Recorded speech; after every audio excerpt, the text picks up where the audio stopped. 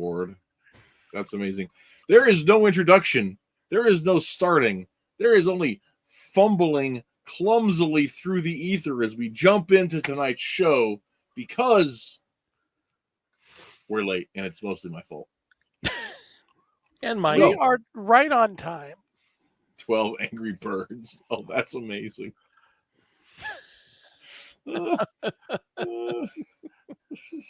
So, okay, we got to talk a little bit about the hilarious little adverts that Cartoonicus has got up there. Tell the folks at home what's going on here before we jump into today's theme. For those of you who have not already heard of it, this is just part of my comic on Kitty's Day. You just disappeared, man. I'm not hearing you. Oh, did he freeze up entirely? Talking just in case. Oh, there he is. Okay. Oh, did I? In fact, I dipped. I saw all three of you disappear for a second. Anyway, it takes back in a retroistic time period, and of course, it's about anthropomorphic animals. So at a certain point, I have a part where you can choose which movie you want to watch, and these are all the. And the name of the comic is Kitty's Day Out. It's available on Tapas. Thank you. Yes. So, breakfast at Chickadees. That's amazing. Okay, so tonight we are not here to talk about Cartoonicus's comic. Well, not that one anyway. We'll probably end up talking about one of his other comics. Oh, fair enough. I'll get that ready, I guess. Because I realized that a year ago, actually almost a year and a half ago now. Really? Yes. Wow. Almost a year and a half ago, we had a conversation about superhero costumes, right? And I thought it would be a real simple, short conversation about superhero costumes and that we would be able to talk about why we have chosen specific outfits in the comics that we've created and how that goes along with our ideas about costume. And it took more than a week. And then Twitless said, hey, guys, I want to talk about this again. So we followed up the second week talking about costumes. And I recently, on a whim, went back and watched those old shows. And they were great. Agent 00 or how would you even say that? WR, sorry, 00R, but also Agent Orange. Agent 00R. It's always Twitless. It's always Twitless. Well, then we got to the end of the show on the second time, and we never talked about our costume designs. And so it was, okay, we'll do that in the future. And then we forgot about it entirely. And the really funny thing about this, fellows, is I'm sitting here, I could think about 5 times in the last year where I was so out of organization and planning, and never did I realize we'd missed this last part of our topic entirely. And Puxatawny Phil as a fake Indiana Jones is amazing. Oh my gosh, 2001 Dalmatians. I missed that one. Punxsutawney Phil is Indiana Jones? Yeah. There was an Indiana Jones style movie called Puxatawny Phil.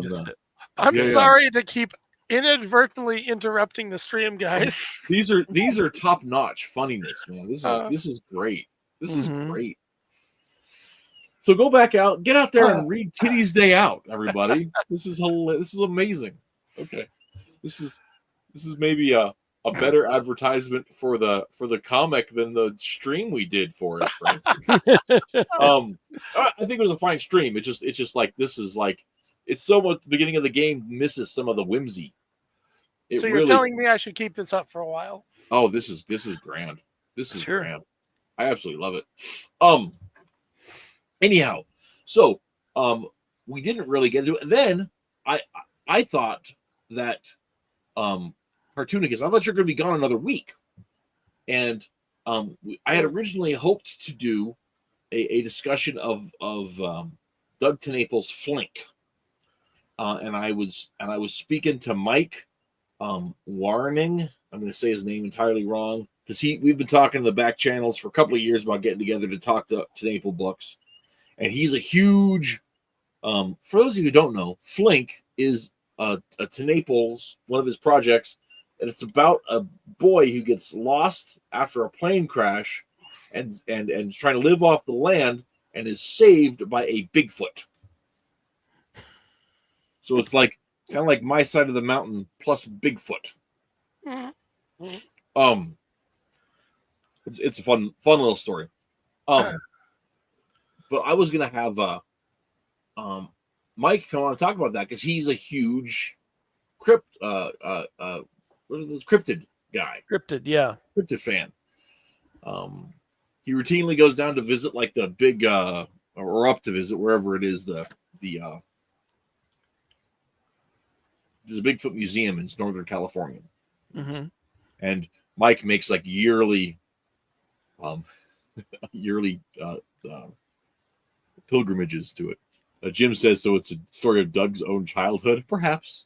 Perhaps. Anyhow, Mike couldn't make it. And I didn't want to do the Bigfoot show without him, and I didn't have a backup plan. And so I was listening. I just happened to listen through these old shows, and I was like, that's it. We got to get Cartoonicus back on to talk about costume designs. And I should mention, as we're talking about stuff that's coming up, we are going to do a show on All-Star Batman and Robin the Boy Wonder. Next week. Yeah, next week. Okay. That's next week's show. So promo that now. Yeah. Yeah. Miss that because if you've ever wanted to watch a series of grown men go physically insane over 2 hours, like this is the show for you.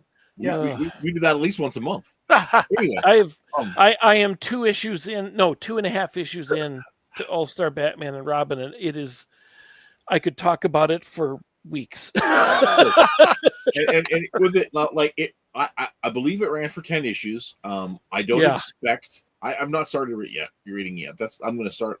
That's part of my. I shouldn't have started because now all I want to do tonight is talk about it.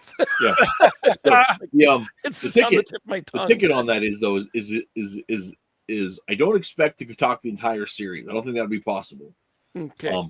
But I think we should have an unofficial contest. Not in one night anyway. To see who makes it the longest to read it. Because like I probably won't read the entire series. I'm going to read until I get sick of it and like I want to throw my computer. Well, let me point out, no one's going to read the entire series because he never finished the darn thing. Fair. Anyway, Metal says it sounds awful. Well, I'd like you to be here. I'd like you to be here for it, Metal. You'd be good to talk about it, actually. I think. So, anyway, the Shadow of Mystery. Oh, that's so wonderful. Anyway, I just saw Dave Asanovich's comment. Is it over? Yeah, because we hadn't started yet.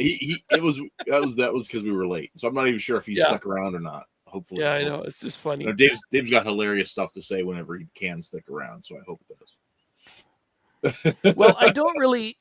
As far as if we're talking, are we only talking about characters that we've designed and their secret identities and stuff? I definitely want to cover that. I got myself sidetracked talking about that other thing, but in the back channels, once I discovered that Cartoonicus was going to be here this week, I said, okay, this week has to be costumes because we sloughed off last year, and we got to make sure we cover it.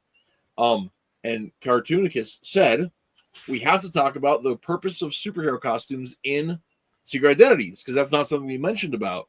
And so I think I want to start with talking about broadly the concept of secret identities and how it factors into superhero comics, and also then make sure we're hitting on our characters, and hopefully we have some pictures that we can share. I don't know if you've got any hutch of your stuff. I'd have to. I can share some. I have local files of my my comics, so I should show my Plastic Man character, not just because the Elongated Man, who I'm wearing his costume today, just by happenstance, is my favorite character, but it's probably the best costume design that we did for my comic, Metro Med. So I think I'd want to share that one. Excellent. So I'll go find that while we're talking. Before we make it personal, let's go ahead and talk about a little bit recover the things we can remember from those old conversations. And it's a little fresher in my mind because I just listened. Right? Was I even in that one? You were. I was. I don't even remember what we talked about. Yeah. Sorry. That's okay. That's okay. Like I said, this came out of nowhere. But one of the things we talked about specifically is that there are different themes, different theories of costume design, and how Twitless specifically talked about that his preference for superhero costumes are the classic superhero costume look, right? Where you look at it and you're like, that's a superhero costume.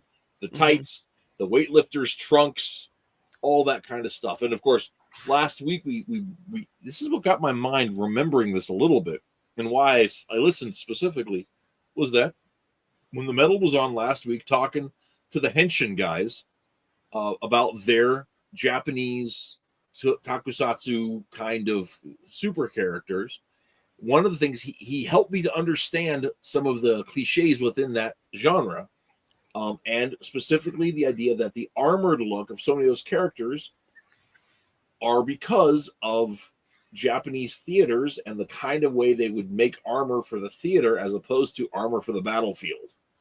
And so armor for the theater evolved into this Japanese armor for their superhero characters in both film and in animation. I mean, and in comics. And so I was thinking, okay, so Metal lays it out, explains it to me, makes all kinds of sense. I can understand it. I can grasp it very, very well. And one of the and so then I was flipping through things and I spotted my own videos and I listened to our conversations, and we talked about how Twitless was like, I like the standard look. It's got to look like a superhero. We want the tights. We want the capes. We want the masks. We want them.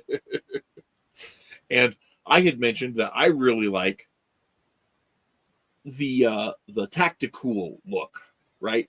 Especially for certain kind of characters, a lot of those the street level characters. This is one of the few areas, by the way, in which you and I agree on superheroes.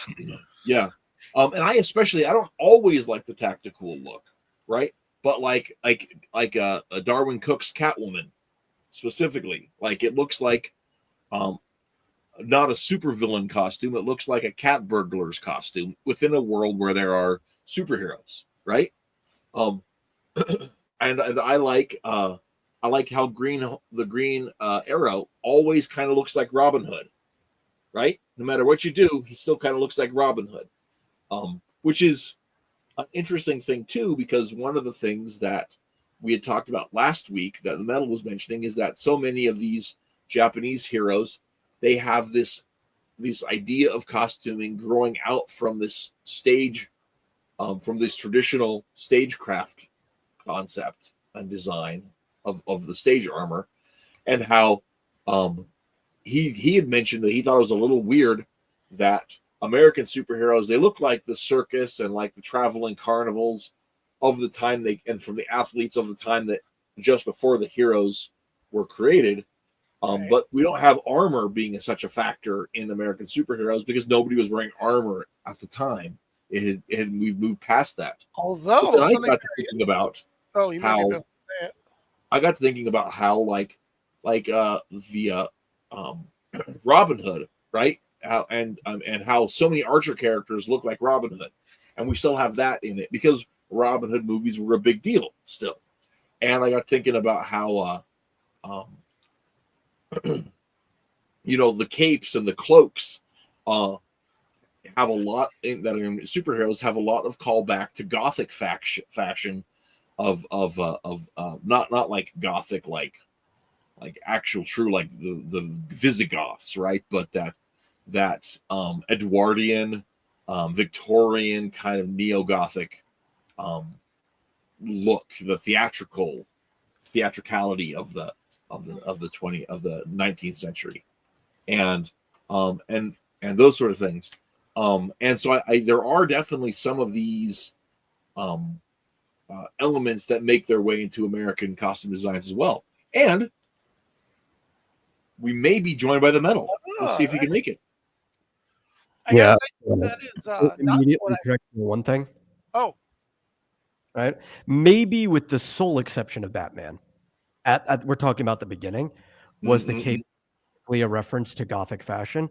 Most of the capes in the earlier days, even like before some of the people we modernly call superheroes come in was more due to the fact of stuntmen in that culture. Stuntmen, really? Yeah. Going fast on a motorcycle and a bunch of other things, the cape looks really cool trailing behind you. Well, and that's also definitely the case when you're looking at like Captain Marvel's short cape, right? Yes. That's absolutely like or even the walking out on the stage for the big reveal. Elvis. Right? Yeah. So I gotta say the earliest cape I can think of is Mandrake the Magician. And that would be a stage thing. Yeah, stage things for the most part. It's all performance stuff. But that's not to say that not everything doesn't also come from older stuff. That's the issue with living in a culture, is that stuff rhyme and repeat. Everything is influenced by everything that came before it. Right. Yeah. Right, absolutely. I mean, and there definitely was like any of the characters that like play into the horror sort of side of stuff, like the Spectre, right? Yeah. He's got that big cape.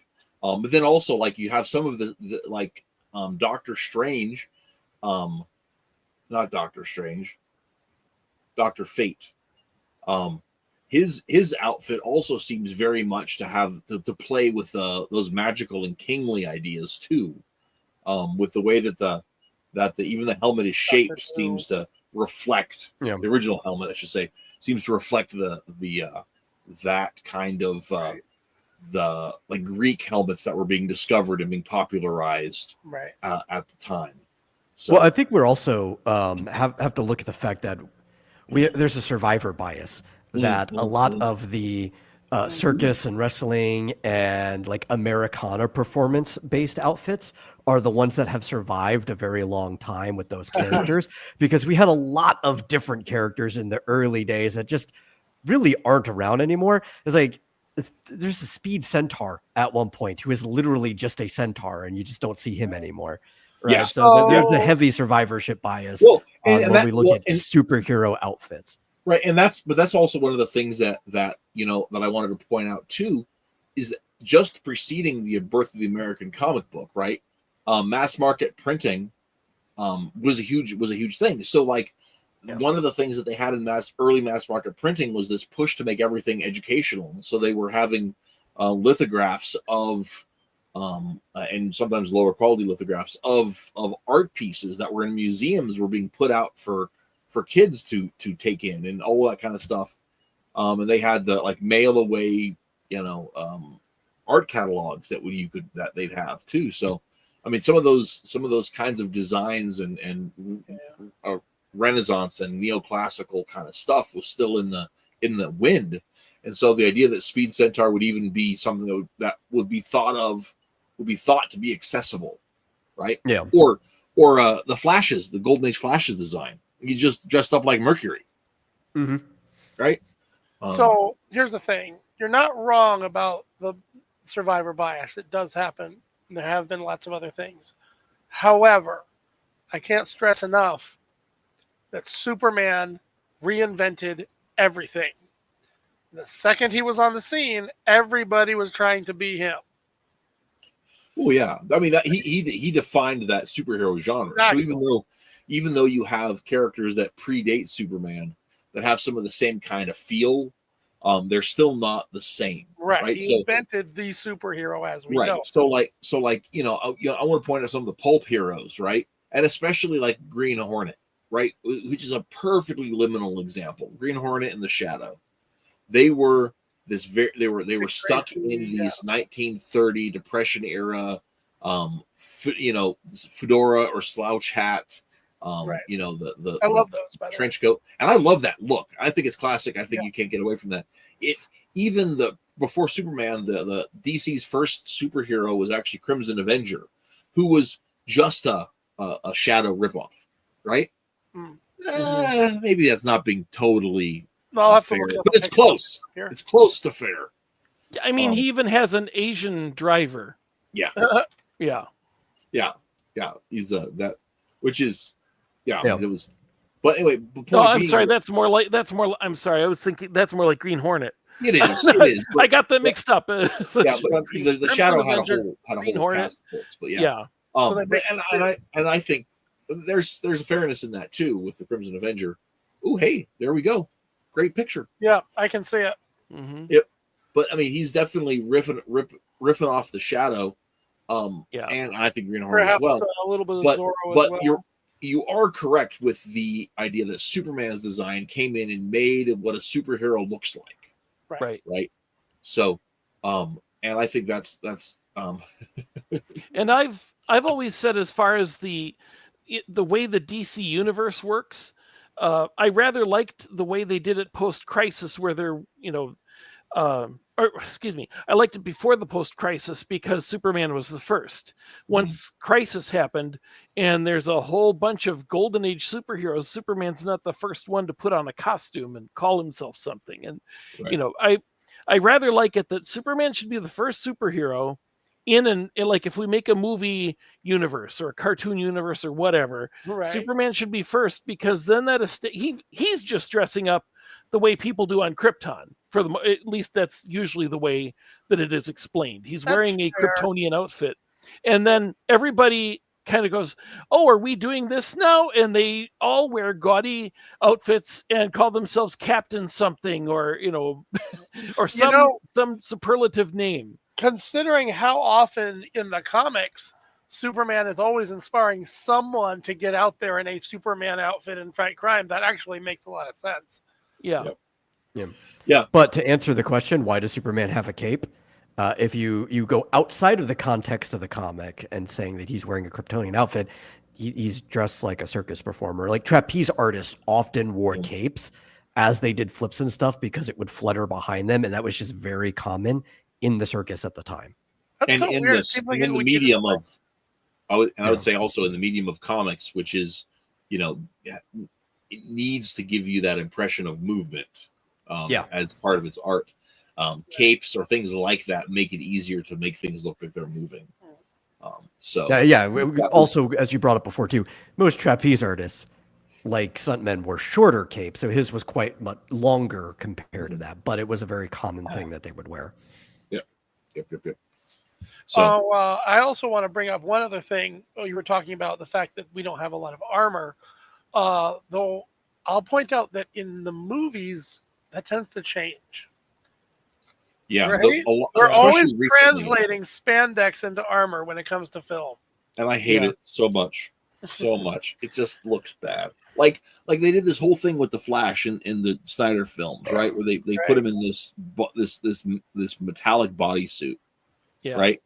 And like for the Wally West suit, the metallic looked sleek and fast on the page, and I'm sure it would have been fine if they did something reflective for the thing, but in the Snyder movie, it just looks clunky and awkward and not fast. It looks actually really slow. Right, like you would want to stand that design. Now we do a lot of tactical as well. It's just starting with Batman, and tactical is just modern armor. That's all it is. And I think that makes sense for Batman's costume. Jim Tuner points out, hasn't Captain America always worn chainmail from the start? Yes. And that actually is a really good observation that American superheroes... Yeah, it's more like scale. It's weird. I've never gotten it. I've never liked it. It is more like scale mail. But that's one of those things, too, where the mail has had a lot of place in a lot of American superhero comics, right? Namor's little scale mail trunks, Aquaman's scale mail tunic, the Captain America's like half scale mail because he's got usually has a some sort of ribbed or spandex on the belly, and then the chest is scale mail that's tied into it somehow. But yeah, the mail is definitely a factor that a lot of characters have worked into for various reasons. Of course, with Namor and Cap and Aquaman, it makes sense because they're aquatic characters, and so they've got the scales as part of their visual design. But at the same time, I think that there is a certain, because there also were other knight characters that were superheroes too. The Shining Knight, who just had a suit of armor as his costume, and that kind of thing. But mail is definitely, there are others that I'm just not thinking of at the minute. But I think it's historical precedent too, because it's not so much here, because we had been away from that stuff basically from before the founding of the country, more or less. Mm. But in Europe, there were people who were still riding horses, still wearing armor, and even if they weren't wearing full armor, wearing chainmail underneath their garb into battle well into World War I, until they started realizing that it wasn't protecting them so much from the guns anymore, and somewhat somewhat more of a hindrance on the battlefield. Right. But like it was still commonplace up to that point. Yeah. Well, and I mean, even now, I mean, like in modern, police armor, they will, depending on the riot gear, sometimes has a mail as an undercoat. Catch knives. Yep, for catching knives. Exactly. So, so some of those things are still in play, and I think that was like the Polish, was it the Hussars? Was that the name of the flying Hussars? Am I remembering that right? Anyway, the Polish cavalry that were that did survive World War II. I mean World War I. We're still wearing armor into battle throughout World War I, but that was also not every battlefield had horses on it, so they weren't necessarily there all over, but they weren't. Yes, it was called the Winged Hussars. Winged Hussars, thank you. Oh, and they right. were Polish-Lithuanian Commonwealth. And they were I know that their battalion or whatever, their detachment was not dissolved until after World War I. So they actually had the funniest helmets too, because they had these big metalwork helmets that were like, I can't imagine even in the time of sword combat that those would have been very effective. Well, even plate was pretty effective against early guns because they just did not have the penetrating force. A lot of like bullets were basically just balls. They weren't traveling that fast. Good against flesh, but they could get stopped by some steel. But I mean, World War I is where you start finding out, it's like, oh, this will actually start going through the plate completely, bending the metal into my body. It's not necessarily a good thing to have. Well, and then on top of that too, World War I got so nasty with chemical and both like mustard gas, but also like incendiary weapons. So and just people walking around with like flamethrowers and stuff. Yeah. So if you're wearing metal armor that may protect you against the bullet or a bayonet, because there's still a lot of bayonet combat going on in World War I. Yeah. Good luck when you're on fire, right? Then metal starts superheating and melting your flesh. Yeah, it'd be great. So interestingly enough, on that point, not only does Captain America have mail here, but he has a shield. Yeah, Captain America is definitely calling back to a time when and also when that it speaks to the romance of that European armor as opposed to just being pure practicality. And he's got that Gaulish kind of wing, on the head. Yep. It's like, was someone trying to create an ancient myth disguised in an American flag? Well, I definitely think that's part of it. You get Simon and Schuster, right? These guys were I think they both were Jewish American children of immigrants, and so like they their families, I believe they both were Eastern European before coming. Their parents were both Eastern European on both sides of the family before moving here. And so you've got this kind of idea of this Eastern European armor that's like in the mix of their upbringing, right? And so I think they're definitely bringing some of that idea to it. And America is the land of hope. And then so they're sending this vaguely Eastern European looking with all the iconography back to Europe to it's like, if we're gonna have somebody fight in Europe, we want somebody who fits Europe, right? They're saving that America will save Europe from itself, which is what World War I and much of World War II was kind of about. Right. So, not to sound like the ugly American, but come on, guys. You were talking about you think it's appropriate for Batman to have an armored suit, and that primarily came about because of two things. One was The Dark Knight with Frank Miller, where he has the armor behind his logo, and it says that's the whole explanation for the yellow circle, was to get people to aim there because that's where he's plated. And then also you have the Tim Burton film, which not only is heavily influenced by The Dark Knight, because that's mainly what they were given to read, but they also have the fact that they have a very likable guy that we really like as Batman and Bruce Wayne, but let's face it, even working really hard, he doesn't have the physique to do it. I mean, and he was working out really hard, but he would not look like Batman if you put it just tights over him.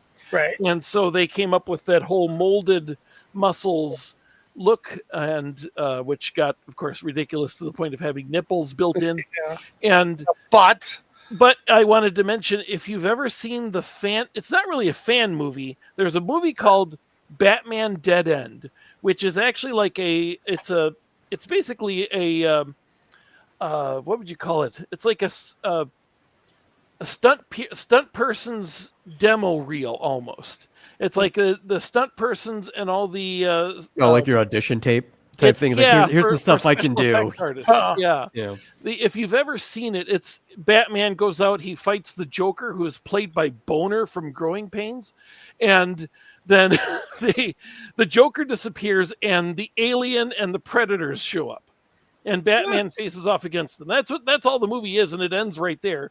It's just a demo of we can do Batman, we can do Aliens, we can do Predator, we can make Joker look really good. They're basically showing off what they can do. All these people who are building this stuff.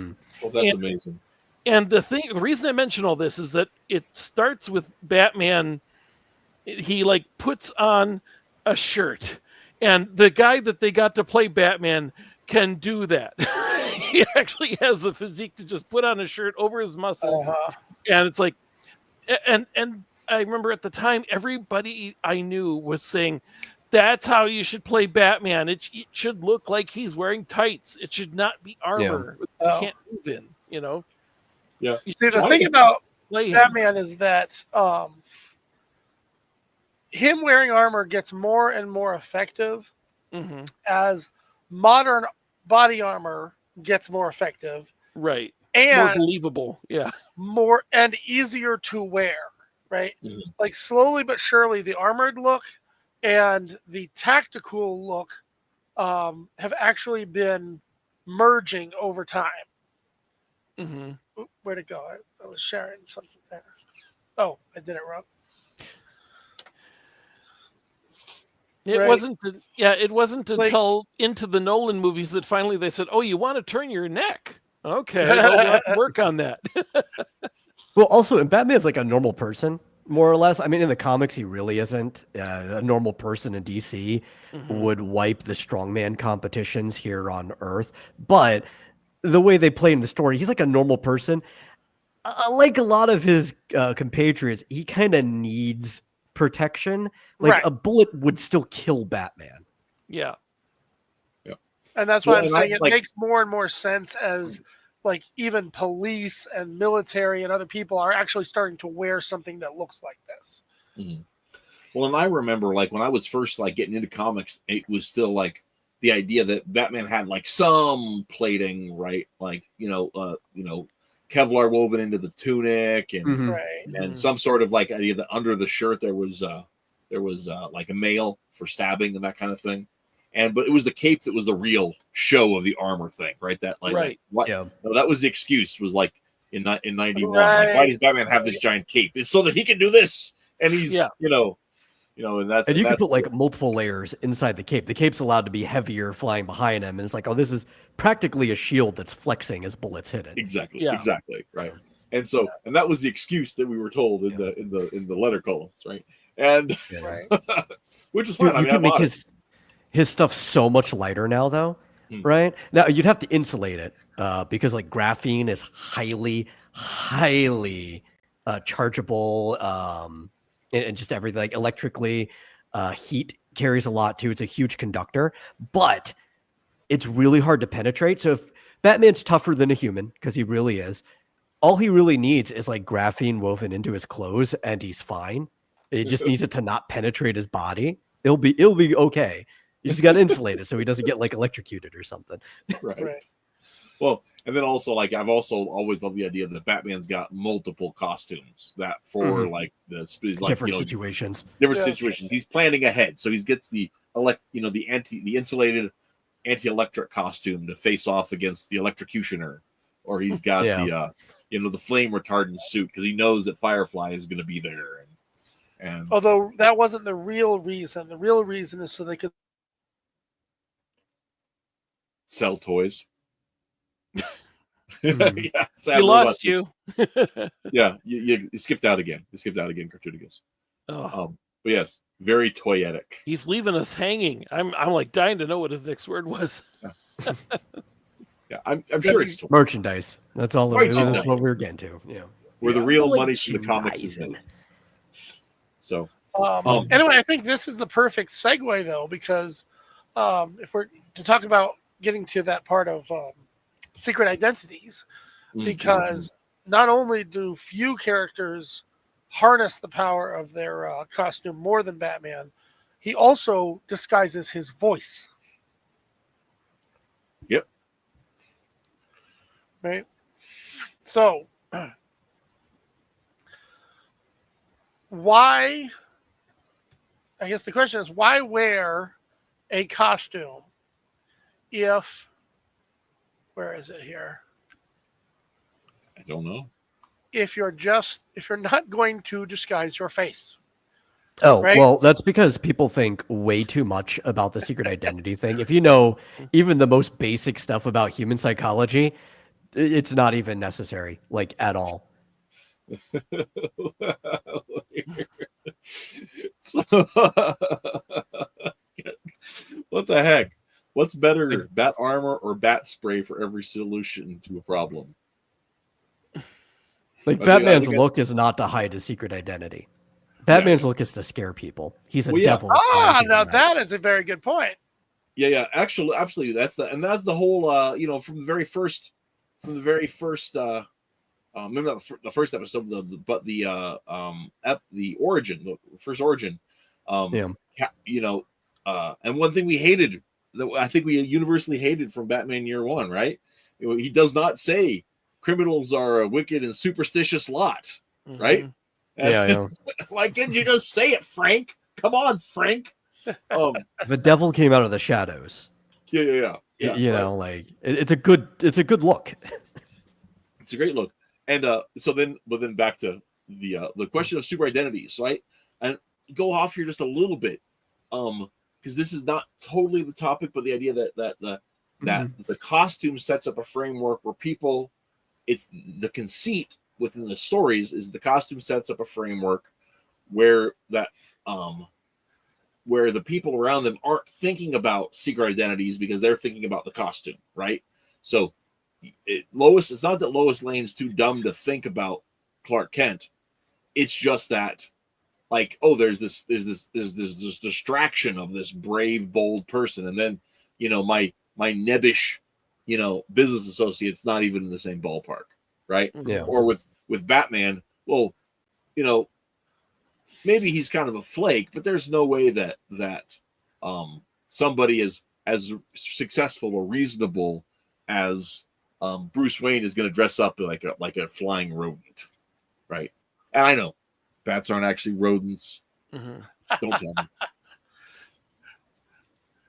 So, but yeah, so I think that's part of the framework is that the costume, costume identity is simply a distraction from the civilian identity.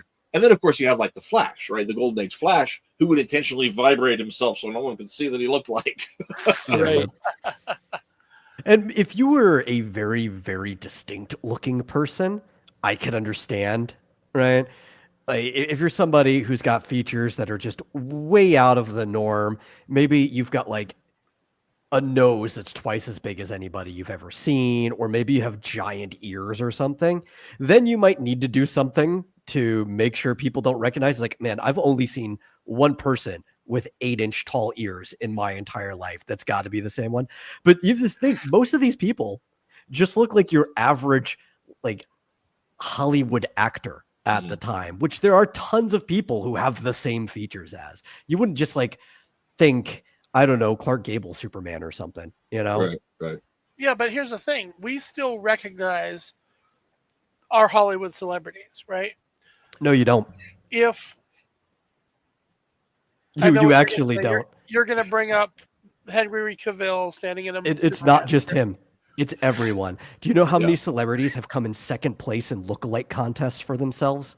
Right. Yes, I know. But here's the thing. At the same time, we will recognize them in a million other places. If Donald Trump wanted to leave the White House and for some reason not be seen, there is no way he would just mess up his hair, color it a different color, put some glasses on, and hunch himself over and pretend to be a different person. You would put on a full ski mask, hide yourself inside a coffin, and be crowded out into a plane surrounded by 100 people. So that actually, that would be the worst way to hide Donald Trump. But I'm actually going to say this is about priming. This is about priming, right? You said we recognize them in tons of other places. You recognize actors because you're primed to be looking for an actor you recognize, like in other shows or TV, without you having to be told that it's that actor. It's like, well, yeah, because I know I'm looking for a Hollywood actor. People don't often recognize actors shopping for groceries. Maybe once in a blue moon they do. Or a lot of times you mistake other people for actors who they aren't.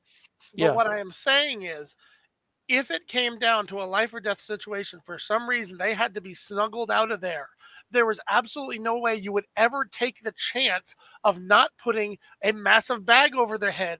So there is absolutely no way that anyone can possibly tell that that's them under there. Right? No, you actually wouldn't put a bag on their head. If anything, you would do subtle makeup, because what you're saying would actually just bring more attention to them. But you still would you're putting their life in more danger. No. You cannot tell who is under that bag. That is my point. But you know somebody is under that bag, and you're drawing attention to them. Okay. So if somebody's out there looking for them, now they'd be like, well, that's obviously somebody who's trying to hide who they are. So that topic of conversation, while very interesting in terms of the psychology of it, is a little far afield of where we were going. So let's pull on that back. I want to actually address just real briefly a question. I know we all like them, but do secret identities even matter within the metatextual idea of superhero comics? Tony Stark doesn't seem to think so. Tony Stark was the secret identity for a very, very, very, very long time. So see, that makes for an interesting point. Have secret identities not become less and less of a thing as time has gone on? I definitely think so. I think the first superhero that did not have, well, at least main big time superhero that did not have a secret identity was probably the Flash, Wally West. Well, I mean, that's not entirely true. I guess I got to take it back because Starfire was publicly known. She had a civilian identity, but I mean, everybody knew who she was anyway. The Hulk goes pretty far back, even though he does technically have a secret identity. Yeah. I mean, the Hulk's identity was known to like the government. It wasn't known to the general populace for a long time too. But it's not a purposeful secret identity, right?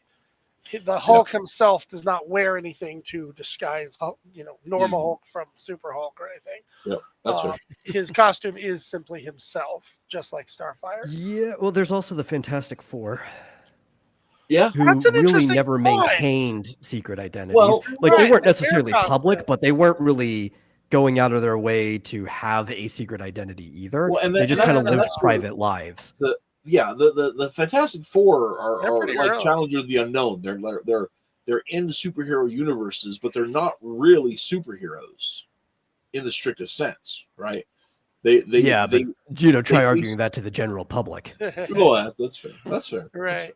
They're not crime fighters, is what you mean. But anyway, that is still somewhat aside. I mean, like, do you guys? I mean, I think everybody at the table, we like secret identities, but are they needful for the genre?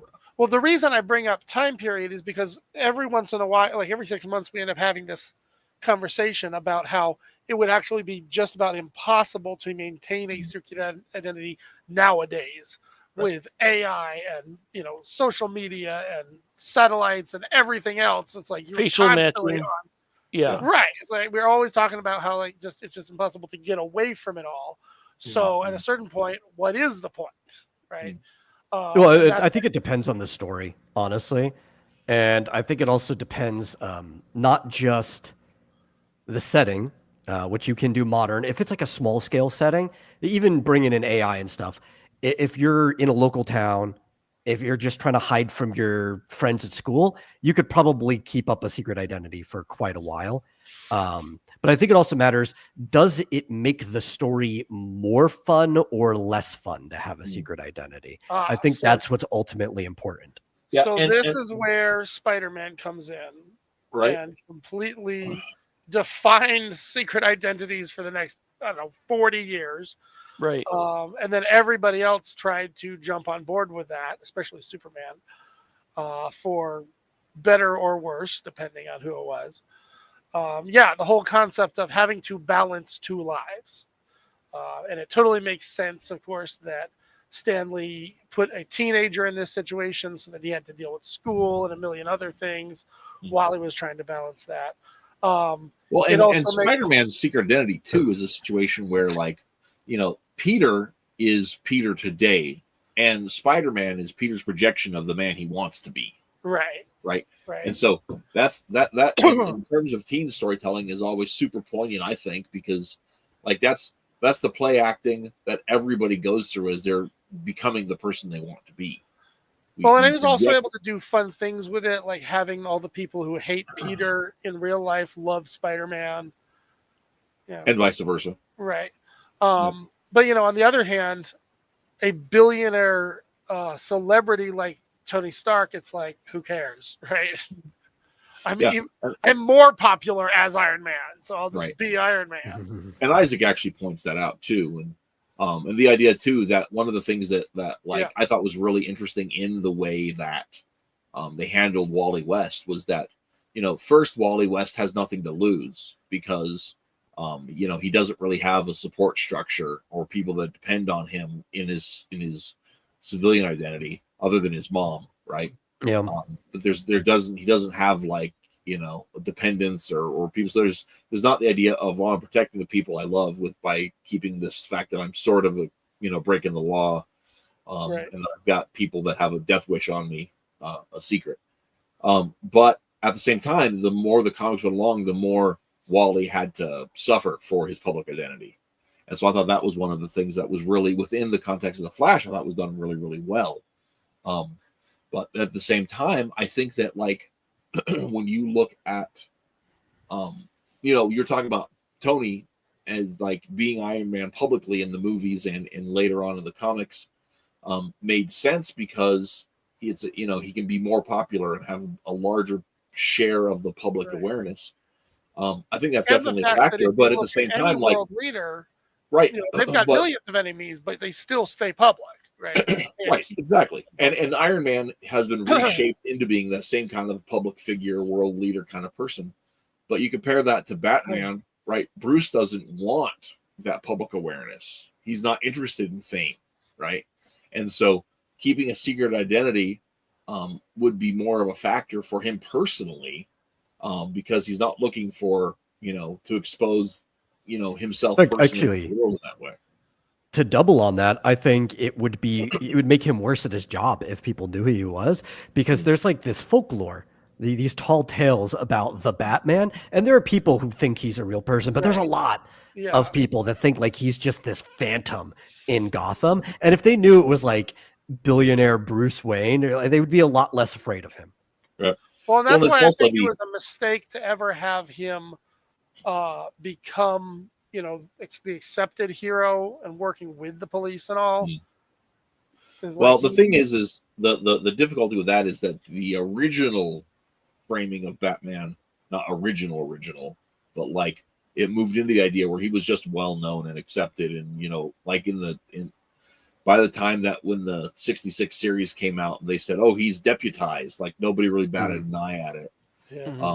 And so the situation you have there is that the secret identity protects the funding source for Batman and all that kind of stuff. But the ship had already sailed with his being a publicly known character, so that when the crisis came along and they dialed that back and introduced the urban legend idea, it's a great idea. But there are too many writers who were and too many fans who were aware of the public identity of the public presence of Batman to never go into that well again. Right. Yeah. I think that was a situation where, and also really, the nature. Because also with that came, the silly Adam West era that we all look back and laugh and don't take seriously. Well, I don't think it was. I don't necessarily think. You look at 12 Nights of the Beast, right? 10 Nights of the Beast, which we read, right? Yep. Where Batman, people know Batman's there. He's on TV, because that was in that liminal period. That was like, it was after the crisis, but it kind of wasn't. I mean, there was definitely some of the feeling of that urban legend stuff wasn't quite gripping. Well, I also don't think these things have to be mutually exclusive from each other. Yeah, especially even if you still keep Gotham separate, but knowing that there are other superheroes in the world now too, and also just knowing some of the freaks that run around Gotham on their own. Batman's dealing with people who aren't perfectly human anymore. Somebody could be just publicly known, have presence in the world. The cops still don't know who he is. He kind of just like comes and goes as he please, sometimes just like vanishing into thin air. If even the cops might think that he might not possibly human, you think a lot of the criminals think that as well. Yeah. Well, and especially you have the idea of that, like once, and I think that was a really big factor in the horror subtext of Batman, especially when we're talking about armor, right? The idea that Batman, and I think this was especially poignant at the time when Batman's armor didn't look like armor, right? It was still in this idea where it was kind of bodysuit, kind of not. So when Batman, looks like Batman gets shot and then he shows up around a corner to, snatch you away and haul you off to jail. This idea of the legend of Batman being immortal, right? Like that, or some sort of like, the idea that you can't kill the bat. You can't kill the bat. Like that's within the context of the stories, that's an important totem. And and that's another thing that the costume allows to take place within the story and protects that side of the identity. Whereas if people know that Batman is a man, then suddenly that living myth, that living legend stops being a factor for the narrative. Yeah. And that's one of the reasons I think that like some characters need to have their secret identities. I mean, like I've talked ad nauseum about my love of Tim Drake, right? But one of the things that made Tim Drake such a great character in the early days was the fact that he was still attached to his father and his stepmother, right? Yeah. And that he had something to lose, right?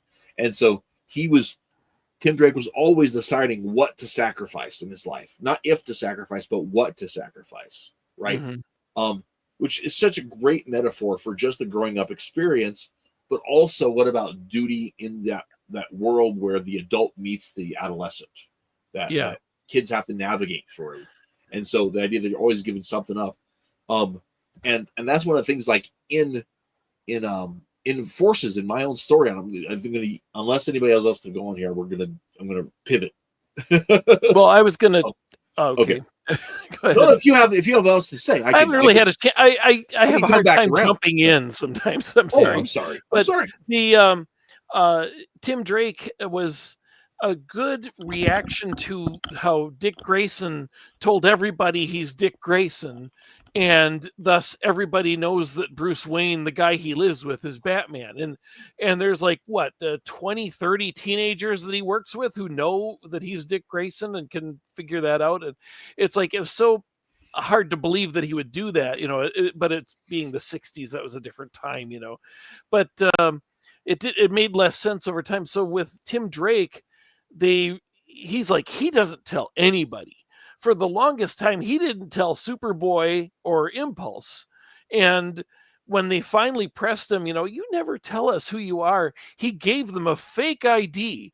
He came up with a whole new second identity that he could give them as, here's my secret identity. And it's not Tim Drake, just so they're like, oh, right, we know you. This is great. And it was like, that was that was kind of ingenious. He's got a second identity. Alvin Draper is the name of it. Yep. The other name that he passes along, and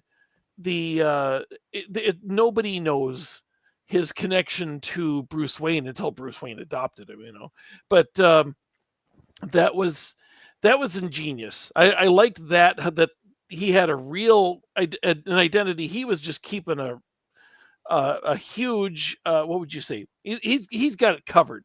He's not telling anybody that.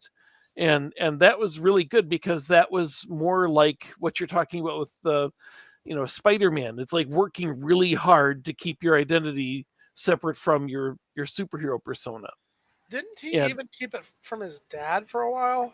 Oh yeah, his dad only found out right before his dad was killed off. Yeah, I thought so. Yeah. That raises an interesting point too, in that you might say there are two types of secret identities. There are those who do tell the closest to them, and then there are those who are even having to lie, flat out to their parents and everybody else, and it totally messes up their lives. Yeah. Well, and that's why in Spider-Man, in the case of Tim Drake, even in the case of Daredevil, right? We see that it's that balancing act of I have many responsibilities, and maybe there are things in life that may keep you from meeting any of them, right? And so that's or you can only imperfectly meet them all, right? And so it's like Tom Sowell says, right? There are no solutions, there are only trade-offs, right? Right. And that's definitely true in economics, but it's also true sometimes in our personal lives, and one of the reasons that I think this secret identity thing is important is because it allows us to play with that concept through the fiction, right? Stories for young boys about becoming men, and that's a lot of what superhero comics are. And I think that gives us a really good framework to do that, and in a way that's really fun, because and in the same way, it's the same kind of fun, although it's a different thing. But like Romeo and Juliet, and the secret marriage between Romeo and Juliet that lasts for one act in the play, and you're in on the secret, and so it heightens all of the drama that goes into that in a way that's super fun, but at the same time is horrifying, right?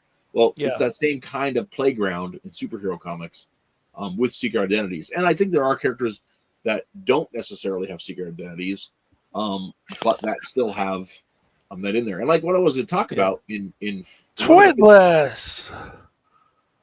Does your family know the work you do? Yeah, they do. Yeah, it kind of just goes back to what I'm saying. It depends. Does it make the story more fun or not? Yeah. I think a lot of times, especially dealing with coming of age, it does make the story more fun, and that's why you probably should include it. But you could probably, depending on how you set up the character and the environment, realize that a secret identity might just get in the way of the storytelling that you're trying to do. Right. Well, and then the question is how do you want to play it, right? Like, so if in like my perfect world where virtually every Batman story is really some sort of detective or caper story, right? Where Batman's solving the case. It's not about his personal feelings or his whatever, right? It's all about the case. Then you may never, ever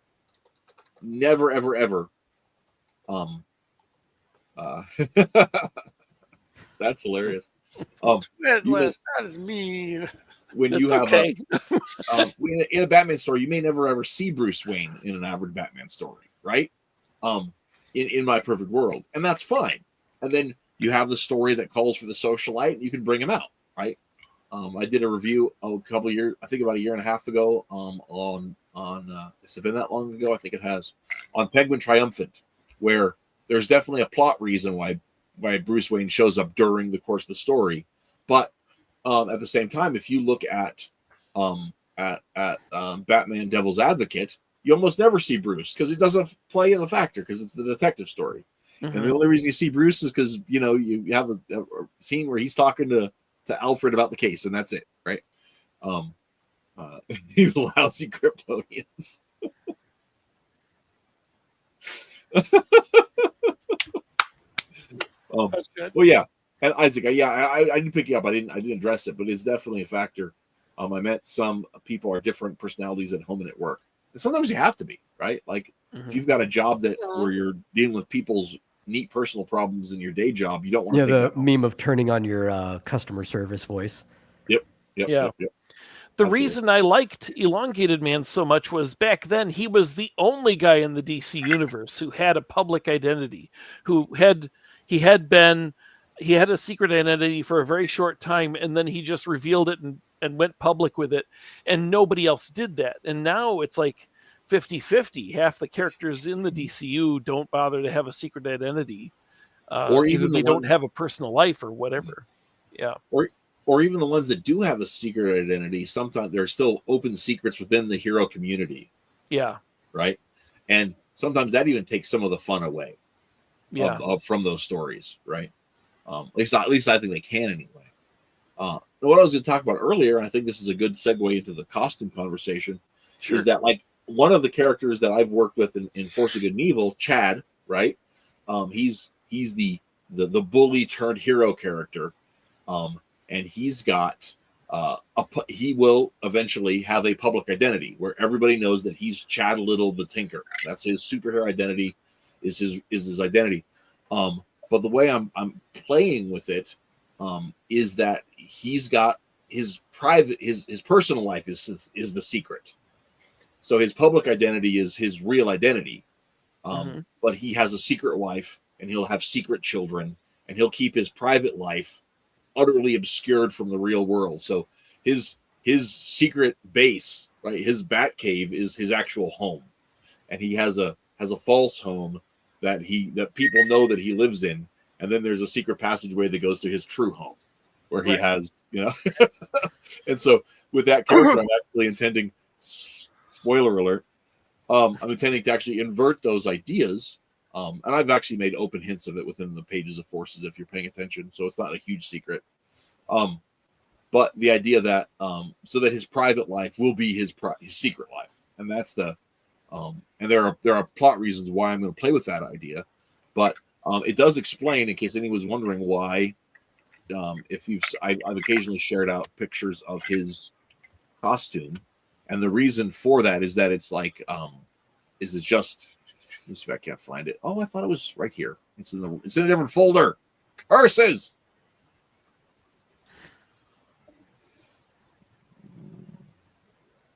Are you finding it? I am finding it. One of them anyway. I'll share this one here quick. Okay. Let me resize the thing here. Oh my gosh. I got to get to the thing. Present. Image file. No, not the image file. I want to present the window. Share screen. There we go. This is what Hollywood never shows when people are working with computers. It's true. It's super boring. But yeah, so this is a drawing that my son Tal did of Chad versus a giant paddlefish. But yeah, so that's the Chad's costume it's just work clothes. I was talking about the tactical idea. And he is a tinker hero. He is a craftsman hero. That's his whole superpower is being able to know how things work and to fix them. And so his weapon is a hammer that is also a multi-tool thingy. And he's got welding sleeves, a t-shirt, and carpenter pants. And that's the look I wanted to go for. Because he's supposed to invoke a workman, a tradesman, a craftsman. And I was going to say, in Forces, a lot of your characters' costumes are just like take an idea and then go 100% with it, like the cook, for instance. Yeah, right? Yep. He is literally he's not a superhero cook, he's just a cook. Exactly. Right. And part of that is because with Forces, we originally did that with a lot of our characters because they're high school students. And some of them don't have super identities yet. And so for some of them, getting their costumes and their identities figured out is part of their journey through school, right? But and that's why Chad doesn't have any kind of logo or anything to start with, because he's just a guy. Let's see here. But yeah, so that's part of his whole deal. But that's not necessarily going to be the way that everybody would look, right? That's what I want to do for his character, right? So that was one of mine that I wanted to share. He can't hit him. Read the sign, no wailing. Okay, I got to explain the joke. You're Isaac. You are correct. That's part of the joke. In Nebraska, there is a law where in Nebraska it is illegal to whale. Wow. But we are, of course, a landlocked state. So the one of the main theories about why there was ever passed a law about whaling is in the Missouri River, which makes up our eastern border. There are these large fish called paddlefish, and they're not as big as the one in the drawing. That's a monstrously large paddlefish. But in the paddlefish, they are big, and so they can get like the size of like pygmy dolphins. Yeah, they're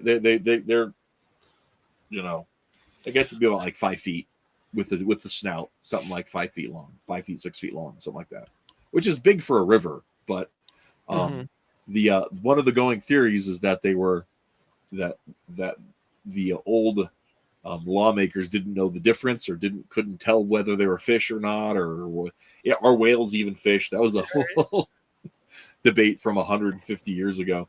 So, oh, they technically are, whale. You have to go into a lot of taxonomical things to get there.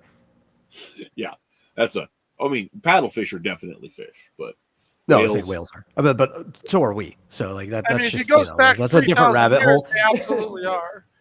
That's a different rabbit hole. No, I think I have a different theory. I don't think they had anything to do with whaling at all. It just kind of got slapped on there. I think it was a typo, and they meant that you can't whale. Like they wanted a noise complaint thing, and people just read the law wrong, and they started putting up signs on the riverbeds. There are in Nebraska. There are lots of Germans who don't like it too loud here, but there are also lots of loud rednecks, so it kind of balances out. Yeah.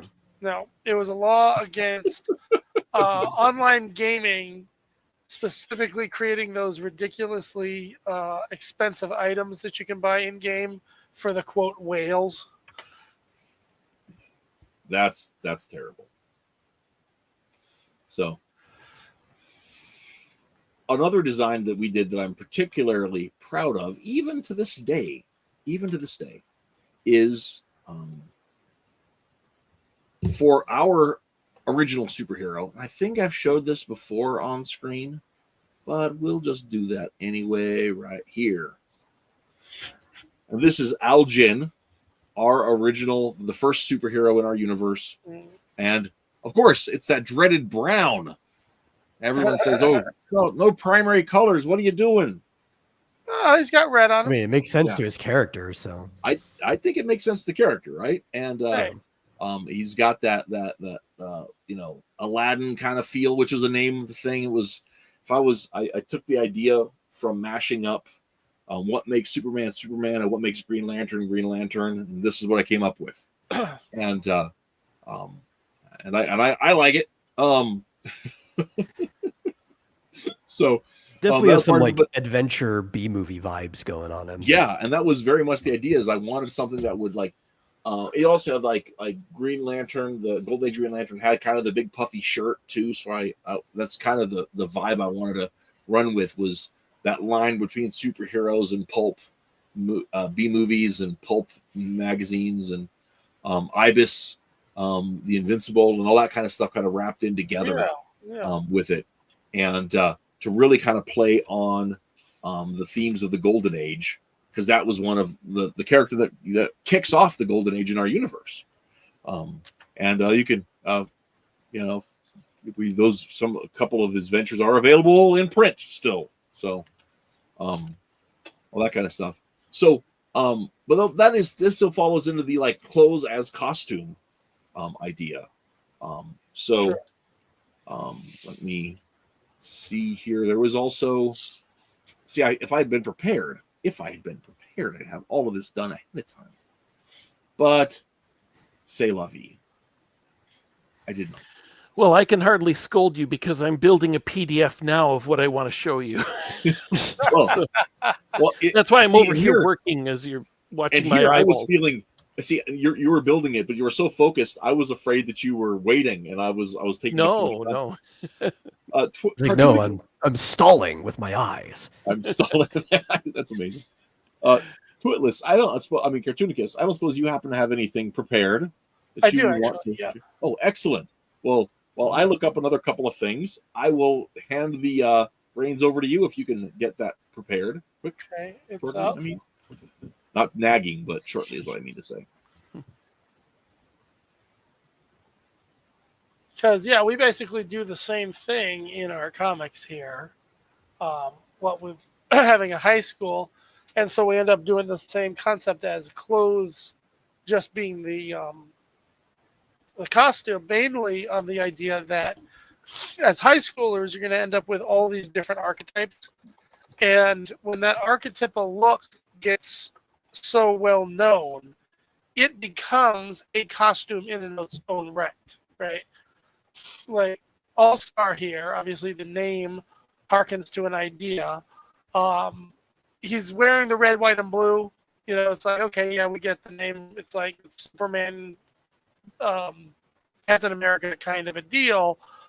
We just translated that into the jock look. He's wearing jeans. He's wearing the signature jock, jacket, and he happens to have a star in his chest, which you could technically, look at that as a superhero emblem, but at the same time, anybody could have a shirt with a single star on it, right? And so that's what you end up with in all of these characters. Here, I thought it was a Smash Mouth reference. At the time, it probably was, to be honest. This character is the only character who has a little bit of actual, super villain-like details in him, because he's got the white lab coat and he's got the goggles there. But other than that, there's something to be said for a character's color. I've noticed a lot of cartoons do this, especially because a lot of cartoons often have people wearing the same thing every single day. But sometimes we also instead develop the idea that it's like no matter what they wear, they always wear their own specific color scheme. And I remember even in a live action, what was it? Smallville did this. And I always thought that was interesting. And they could wear all kinds of different things as long as Clark was always wearing red, Ollie was always wearing green, etc., etc. Which is weird, given that these are secret. They eventually become secret identities, which should have no association with their costumed look. Well, this was all before anybody had a costume, though, right? I know. So I'm just saying, like, it's almost as if it's more for us, the audience. Right. Right. It's a metaphorical thing rather than, hey, I've decided to wear red every single day. Yeah, it's like when the Power Rangers power down and they're all still wearing the same color clothes as their Were they outfits. doing that? Okay, yeah. Yeah. And you can do a lot with this, right? It's like you can find the right look for the right type of person, and you still end up with a costume of sorts, right? The details in what they wear tell you exactly everything you need to know about them, about what they do, about how they work. And then there's this character who is an adult professional superhero. So he does actually wear a, oops, I didn't change it over. Sorry. Share this tab instead. Right. So he does actually wear a superhero costume and normal day clothes that he goes back and forth between. Notice in this very first issue or introduction of his, though, he rips off the superhero costume and he's wearing his normal costume underneath. Then only 2 issues later, he rips off the normal clothes and he's got another costume underneath. You have to wonder, like, how many layers prepared is he for all of this? As many as I want to make jokes for. Yeah. Right? It's like, I have the power of infinite costumes.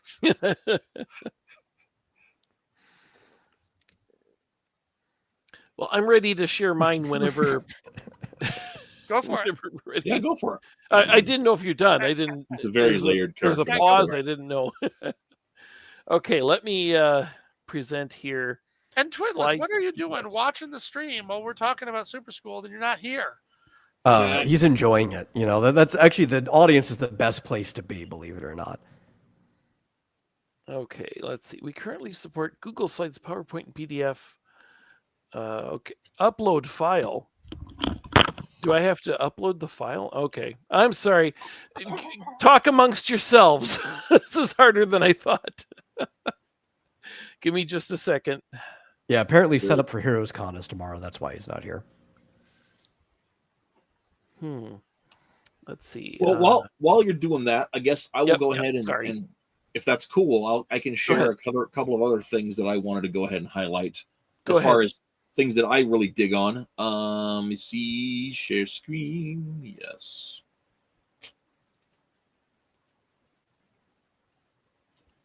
I'm gonna flip through this pretty quick, kind of show off some of the stuff. This is our Golden Age Archer character, and of course, once again, I'm just pulling right into, and this was designed by Russ Yoakum, a buddy of mine from the Fanzine days. Russ did a bunch of our Golden Age designs. He and I worked on them together, and and I especially love this hat because it gave a little difference than the Archer cap that Green Arrow was wearing in the Golden Age.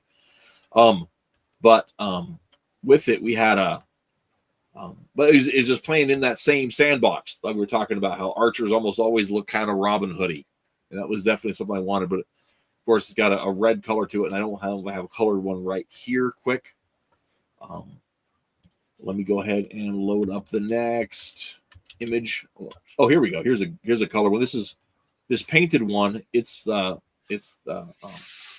Gamesman is this character's name. Is the Golden Age Gamesman. This is a painting by my buddy Barry of Russ's design. So, but an actual real painting, by the way. I'm almost ready. Give me just a second. That's perfectly fine. Okay.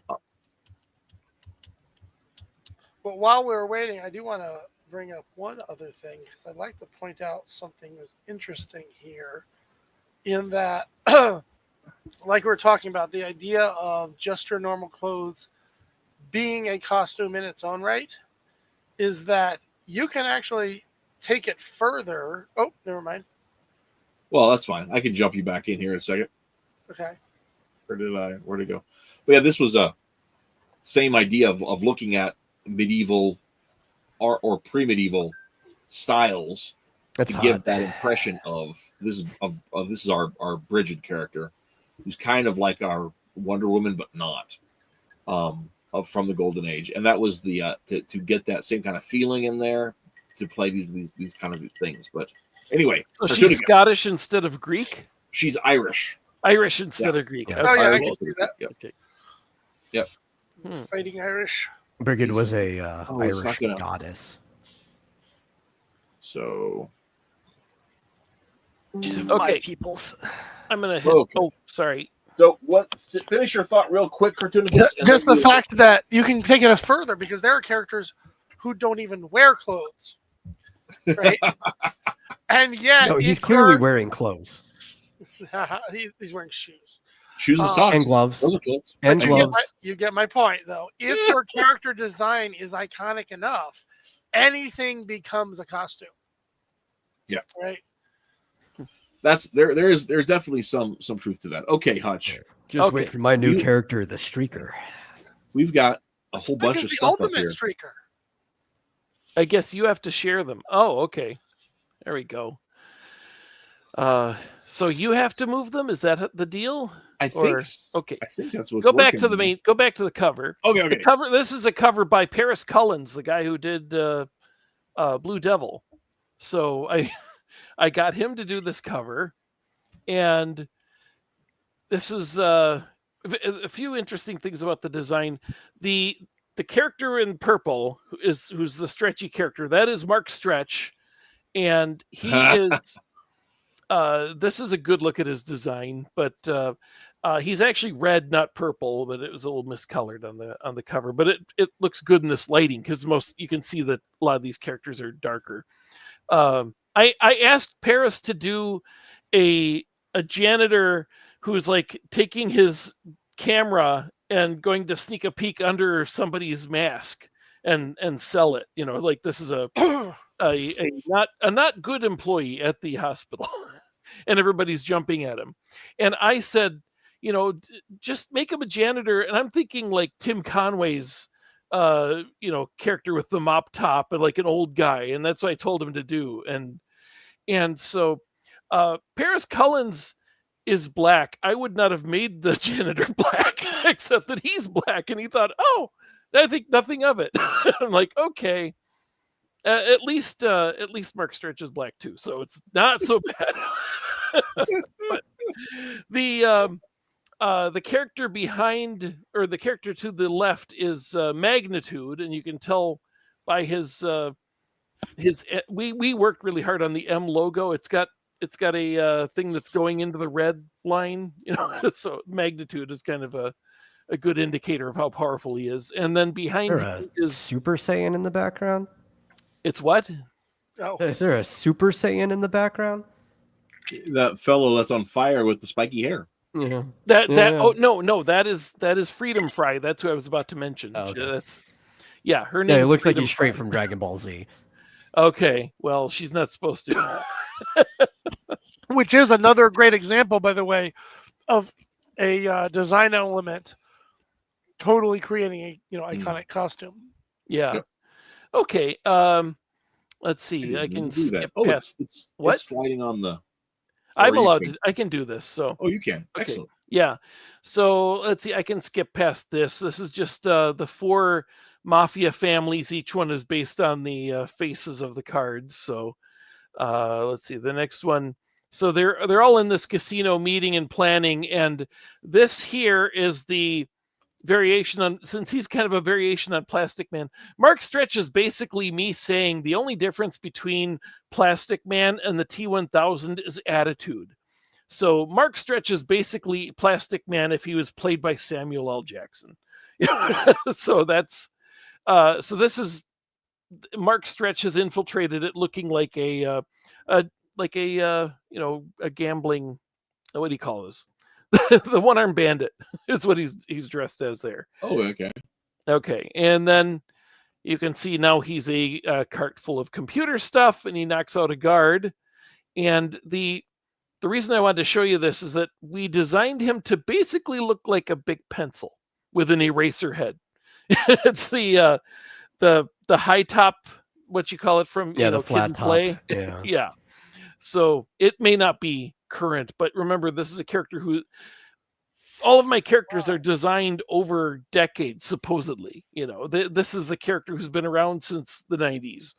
So, but not really. In real life, I came up with him around 2010s. But this is the point: is he's a character from the 90s, and you don't change his hair just because it's no longer fashionable, because it's basically a pencil head. Right. So. Man, he's got some skills, though. Yeah. Like, this guy isn't just a stretcher, he's a shapeshifter. Yeah, he's basically a serious Plastic Man, a super serious Plastic Man. And then let's see here. So this is really good artwork. This is not by Paris Cullins. This is by Robert Bavington, but this is a good action page. So turned out way better than I thought it would. By the way, we got this created and published, and then I found out that I couldn't sell it for the cover price that I had on it. If I was to put it in any comic shops, I had to sell it for higher than that, because they basically keep half of the money. So yeah. So I've never actually sold it. I've got them all in a box behind me. Sorry. No, I was waiting to do them with a Kickstarter. They'd basically be the giveaways for a Kickstarter. So Gotcha. yeah. And you'll also notice his word balloons are all shape-shifty. They're never consistent. The other people talk in boxes. He doesn't talk in boxes. so the design kind of carries into even how he talks. But this is the character here, who is the administrator, actually is a superhero in the past, and I'll show you. He used to be a character who was leading a super team, and he made a fatal mistake with he dropped off one of his teammates at the hospital, and they didn't know that it wasn't the one that they treated before underneath the costume. It was the daughter of the previous person, and she died due to a medical error, because you can't have records on superheroes. So that was this character here. Is I don't know how give you a good shot of him. This is War Peace. We designed him to be. I don't know. Can you zoom in, or is it? I don't know that you can zoom in. Maybe so. Not. Oops. Okay. Well, he's. I'm sure a lot of people will just think I based it on Guyver, because they told me that after I designed him. But that he's basically a character with biomechanical armor, because he's bonded with an alien who basically gives him armor. Mm-hmm. So that's why they're trying to operate on him, and it's on self-defense mode and about to shoot the doctor's head off. So let's see. Up here at the top, this is a different team. These are the Teen Terrors, not the Teen Titans, Teen Terrors. Each one is based on a universal monster. So this one, I actually came up with a heartthrob teenage vampire in 2004. If only I'd gotten the book out before Twilight, because the whole point of him was he's a teenage kid who's stuck being a teenager, and that was really inventive until a certain book series became very popular. So next to him is Gilda, who is based on the Gillman, and is actually wearing the same swimsuit that the lady in Creature from the Black Lagoon is wearing. And then next to her, you can't really see her too well, is the character based on the Bride of Frankenstein, and Francine is what we named her. And then we've got, what did we call him? Hairball or Fuzzball? I can't remember. I cannot remember his name at this moment. Hang on. Hairball. Okay. I had to look at the word balloon. And then over here is Vanessa Price, who is basically every mad scientist in the world. So, and obviously is based on Vincent Price. So these are good designs. Here we go. This character here, I wish I could blow it up. This character here is Nitro Knight, and he's basically the Batman in my universe. And he's got K-N-I-G-H-T.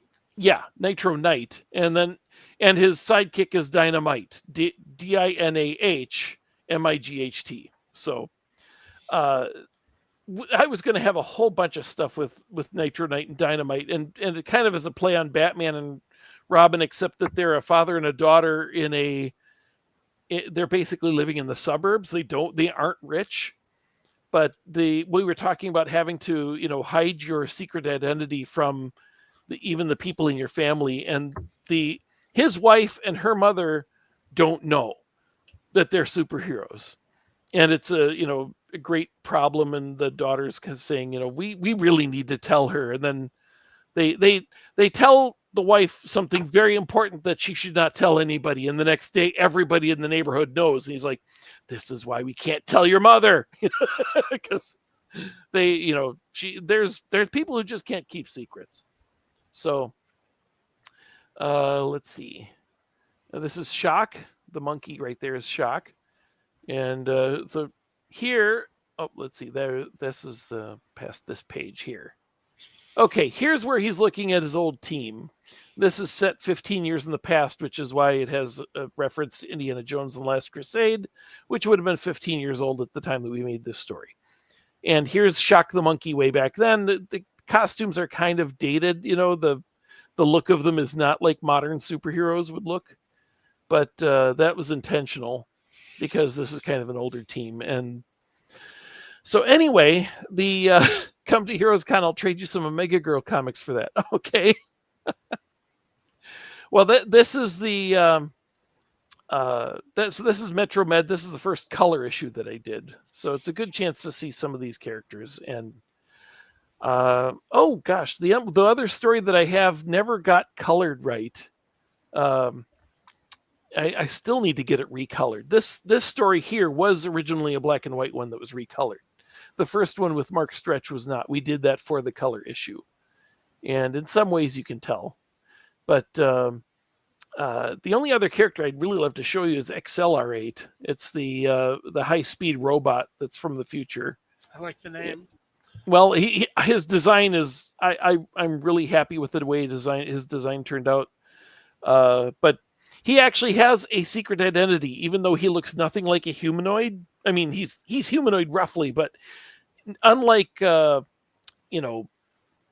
Tornado, who can look like a human. I mean, this one has like his face is like box-like and everything, but he actually has really good generators. What would you say, illusion generators? So that he can like pass himself off as a human. And he actually is on a date. And the story that we were doing next, I actually have it scripted out that he gets the call and he has to go on a superhero thing, and he's like, I have to go. My nose is bleeding. She's like, it doesn't look like it's bleeding. He's like, my allergies are coming up. And she's like, really? What are you allergic to? And he throws out like 4 different excuses, and finally he's like, he just drops the whole thing and says, I have to go. It was nice dating you. Bye.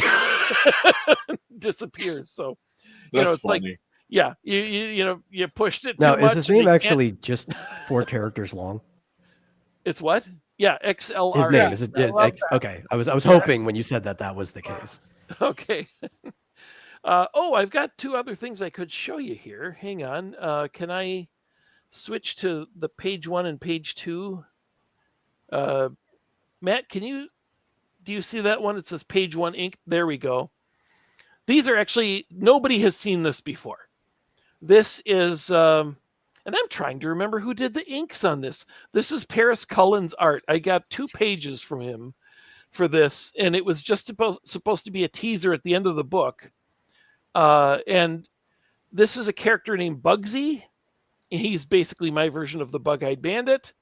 And this guy here is Mental Case, and he's my version of the Thinker, the Cliff Carmichael Thinker. He's got a computer built into his head. And this comic is so old that it was done at a time when the iMac was a new thing. You remember? So, at least when I designed him. I mean, by the time we actually had this done, I mean, it was very old, and nobody has anything but a laptop nowadays. But it was still, it's kind of a cool looking design to his head. And obviously he can't ever pass off as human anymore, but he doesn't care. And Bugsy is infiltrating this place. You can show the next page. He's going through, here's 2 characters that he passes by, and he goes into the men's room and he pulls off all these little pieces from his buttons that are like parts of robots. And he puts these robot insects together inside past all of the safety precautions. So this is how you infiltrate the place to try to get information on everybody. And as he's leaving, you can see his robots are flying around. Oh, that's great. So I've never had this colored, and I need to. I've been wanting to do a Kickstarter forever, but honestly, paying artists is just prohibitively expensive, and it's like most everybody who does a Kickstarter, they do it because they are the artist, or they have somebody willing to work on them with it who is equally invested in the thing. And that's, or they have a lot of ad revenue from YouTube and can pay the artist up front. Right. Yeah. Something like that. Yeah. It is really hard to find an artist who would want to do an entire book with you and then do a Kickstarter for it. And then you got the deadline of having to actually meet the Kickstarter deadline. So, if you haven't started drawing it because you're waiting for the money so you can get paid. Mm-hmm. So I've never gotten past that little hang up in trying to do a Kickstarter. So anyway, so you're finally getting to see this wonderful Paris Cullen's art that nobody has ever gotten to see before. Everybody watching gets to see it. Okay, very cool. I'll stop sharing, or you can stop sharing it. That's Yeah. okay. Well, I did want to go ahead, for those people who have not read Forces, I wanted to go ahead and highlight Exposition. I mean, not Expositioner. This is the Connoisseur, one of our main characters from Force of Good and Evil. He is he's got a culinary telekinesis, which means he can control food with his mind, and he's a foil for Chad in Hero School. Chad goes to Hero School, thinks that he's a badass. Thought he was going to go to villain school because he's such a badass, and he ends up in Hero School, and he doesn't necessarily. When the story begins, Chad doesn't necessarily believe in anything. But Connoisseur is a pure soul, and he believes, even if no one else does. And so I like I can't remember, I think it was Metal was talking about, or it wasn't Metal. It was Cartoonicus. Oh, we tend to take things to the nth degree, and we just put him in a chef's costume, and that was definitely part of what we were looking for with that character specifically, because it was just fun that way. And also, this is I believe this is Barry, one of a drawing Barry did, which I just absolutely love the art on that one. I think I wanted to specifically highlight this way. Oh, come on. That we did want to go with certain characters as regular hero looking designs. And one of those is we finally settled on for El Hidalgo, which is a 1980s and 90s era character from our California town Presidio. And even with this, we have some of these tactical elements, the blue jeans and the chaps that have that, the cowboy boots that have this. This is another design with Russ Yoko. But we also have the big gloves, and we want to have those superhero-y elements with the logo on his chest and everything too. That I really wanted because of the era when this is set in there, and when we want to play with that. I definitely think that a more typical superhero costume is definitely appropriate depending on the setting and how we want to play with that. I've always really dug it. So this is Barry Tet's his interpretation of an action scene feature. And I think this has actually ended up on the trading card for the few people that have purchased trading cards from us. I think he did a quick paint of this that he put up on like Instagram because I remember this one. Yeah, it could be. He definitely could have been. So, but yeah. So that was what I wanted to kind of point out some of that stuff could shake out. I definitely think there's a lot of room for all these different kinds of design elements within superhero comics. I think they can all belong and can play along really well. It's just a matter of how we want that story to tell, right? So, but yeah, those are. I guess I could probably keep talking all night about the stuff. Keep talking for a few minutes. I got to find that accelerate. I want me to show off some of mine.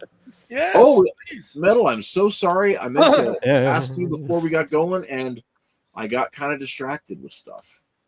Yeah. So, no, I got some pulled up too. I could put it in. I guess there's one more that I want to go ahead and highlight quick before we do that. So let me go ahead and put this back on here. Our Silver or Bronze Age Superman character is called the Immigrant, and this is another Russ design that he and I worked on. And very superhero-y. With the tattered cape was absolutely Russ's idea, because he was such a huge fan of Ragman, one of his favorite characters, and he said, "Can I put a tattered cape on him?" And I was like, "Do it, man." I think the only change in the design that I insisted on was instead of the peace symbol on the belt, we have the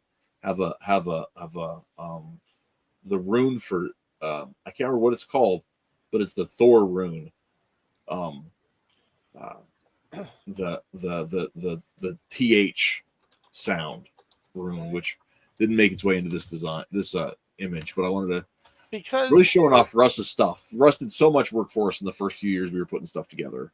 Because his face is the same color as the paper, I can't tell. Is he wearing white tights or is that? He's wearing white tights. Yeah. Okay. Yep. White tights. Yep. So. Okay, I found the picture with XLR8. If you want to just show that one. Yeah. Is it here? That's the rune. Yeah, there you go. It's 3 says. That's XLR8. I love it. Yeah. I love the pun. Very cool. Very we cool. did we did get these all colored, and then the colorist lost all the files. So. No. That's a bummer. Yeah. Anyway, It's okay. that was. I just wanted lost to show most you of my files, so I can fill you. Oh. I mean, it looks like this has been colored, and we're just seeing a black and white version of it. It's it was colored and then grayscaled. Yeah, or colored as grayscale or whatever you want to call it. Oh, there we go. That's MIA. These are all military characters. She's got invisibility, so she just walks around shirtless with her breasts not visible because she can control which parts are shown and which aren't. So.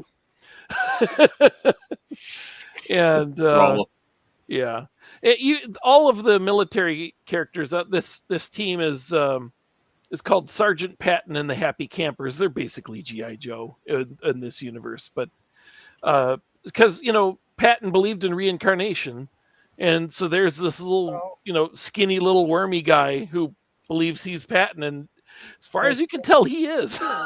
So yeah, and then. The other characters, there's I told you about Freedom Fry. She's the one who's flying there, emitting the fire. And then this guy who's got negative powers, he's Nabob, like negative Nabob. They're all based on political terms from various eras of America. And then, so there we go. That's all it is. I just wanted to show you the few other designs that didn't get shared. So. Okay, that's cool. It. Now I'm done. Okay. And also one more Rust piece, and I will call it there. Go ahead. And that is, I gotta unshare yours before I can share. Oh, I'm sorry. Let me. No, it's fine. I got it. You don't have to fully pull it off. I just have to pull it off the set. Gotcha. Toggle them for some reason. Go ahead. Here, this is our trio of heroes from our Golden Age. We've got, and these are all ones that like Russ helped design. Right, he and I worked on each of these. We've got the Gamesman, we've got Al Jin, and we've got the Night Terror, who's our like Golden Age Batman character called the Night Terror. I like that they could all be kind of medieval characters. Yeah, they've all got that kind of vibe that we had in there. And the other thing about it is I also really enjoyed Night Terrors because he's got these suspenders that are actually there to hold up the utility belt, because this is a 1940s utility belt, so it has a lot of extra weight to it. And Russ actually specifically brought this up as an idea because he saw some combat utility belts from World War II that a lot of them had suspenders to go with them for extra ammo and all that other kind of stuff. Right. And so he said, we got to have that. And I was like, dude, do it. Let's make it happen. So I really love that this also is that blending of those elements, the superhero-y elements with the theatrical, with the elements of that tactical, the combat boots and the modified combat boots and the big chonky belt. And the other thing that we had a lot of fun with designing is this Death's Head skull mask that would fit. That would be a helmet that would go over top of a cloth mask and then under the hood to disguise itself and also look like a specter in the dark. Mm-hmm. I have a very similar design that I have not drawn out yet, but I've been thinking about tweaking for years. So I can appreciate it. Yep. And all these characters do show up in Zing 1, which you can you can buy digitally over on I can't remember the name of the platform anymore. I haven't looked at it in long enough, but they're available for purchase. So you can go to idealcomics.net and go to read comics. I think there'll be a link to buy underneath that. So, all right, Metal, what you got? Yep. All right, I got some stuff. I couldn't prep it. I have to hit present now because I've got manager ability, and if I hit to share my screen, it just immediately takes over the screen altogether. So let me go grab a window. So I think I've got maybe 3 or 4 examples to bring up that kind of fall in the general superhero zone, I guess. Because a lot of my characters and stories, I wouldn't call superheroes, even if they end up doing superheroics. It's not a lot of the stories I write, but I do have some that are straight up in that area, including what the interlude or to the main Ex Dynamis Chaos, A Hymn of Valor, which has like the most basic. Oh wait, here we go. Has the very most basic outfit you could possibly have because it's literally just me as a kid. And I think he's like a great one to start out with because I literally dressed like this as a kid. That's not even just some weird doodle thing. He has like this general superhero look to him, especially at a glance. If he was just running by really fast, somebody like, oh, that's a kid with a cape. They wouldn't even realize that that's literally just a jersey that's sewn to that shirt flipped inside out to function as a cape, because I literally had a shirt that was like that as a kid, and I would flip it around and run around with a cape on. He will get a progressively more superhero-like outfit as his story goes on, but I always think it's a good starting point because it's got that at a glance image of a superhero. But the more you look at it, it's like, that's just a kid, wearing normal kid clothes. Now, what are his abilities? Oh, he is. Well, this is something we also have not talked about yet, and that is how your costume fits into what you're able to do. Yeah, and I do think about that myself. It progresses. Technically, his ability is entropic manipulation, but the way he uses it is that he's basically a flying brick.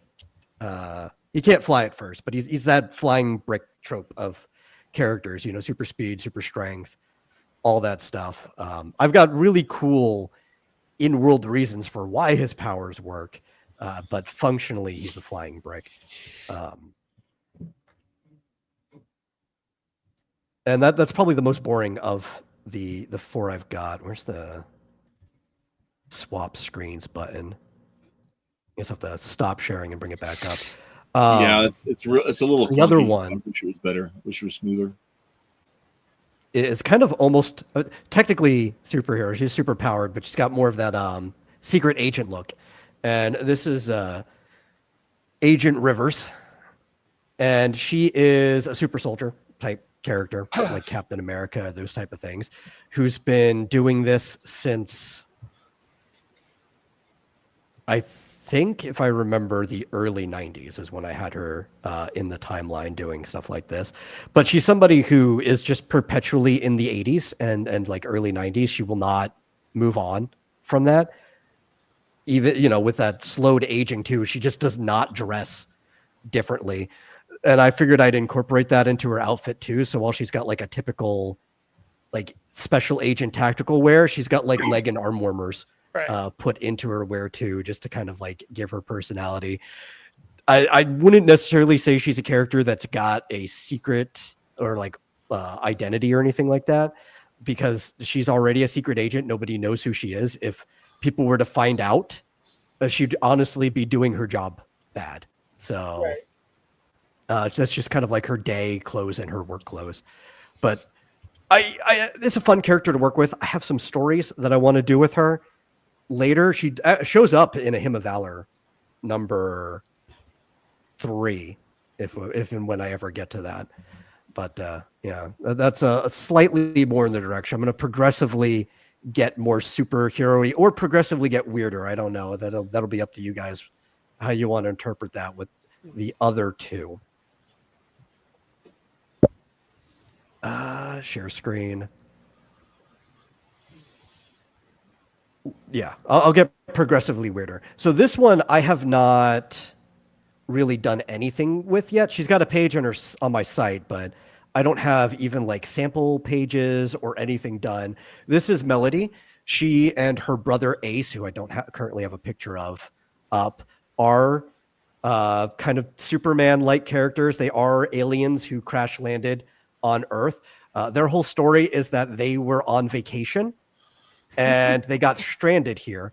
They weren't supposed to really land on Earth because in Ex Dynamis Chaos, Earth is under like a quarantine like restriction where people aren't allowed to land outside of like emergency landings. They were just going to pass by, getting close enough. They wanted to see this terminus world that has shown up in broadcasts and stuff from history as part of their family vacation, but things went wrong and they had to make their crash landing, and now they're stuck on Earth. So they have alternate identities, mostly because they have to kind of play by certain rules where they're not allowed to be there. But luckily, they look enough like humans that they can blend into normal society. And they're told not to do anything to influence society, but the two kids can't help but like intervene when they see things going wrong, and they get into a lot of trouble themselves. Even, oh God, this is a lot of like lore that has to be explained to understand. They grew up watching broadcasts of Valor when they were kids, but nobody on Earth remembers or knows who Valor is. So even picking their like one name names were because Valor had like this one name kind of superhero name or whatever, and they'll even say it's like like Valor. They'll be like, "Who are you talking about? We have no idea whatsoever."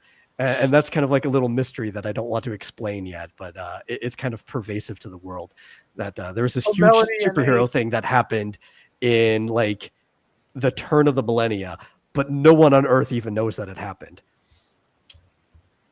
So Melody and Ace are in fact their superhero names, not just... Yes, that's not their actual names at all. That's I was wondering if it was like what she's wearing is just what they wear on her planet. Kind of, sort of. It is based off of the travel wear that they wore on the way here. They added the capes because Valor had a cape. That's really the only reason. They remembered that Valor had a cape, so they threw them on. Gotcha. Yeah. And the last one I'll share, which is probably the weirdest, but the one that I have like maybe the most public information about. I've talked about this character before. And this is probably the most superheroic story in many ways that I have. And this is the outstanding Jackrabbit, who is the story about a girl, is a cheerleader.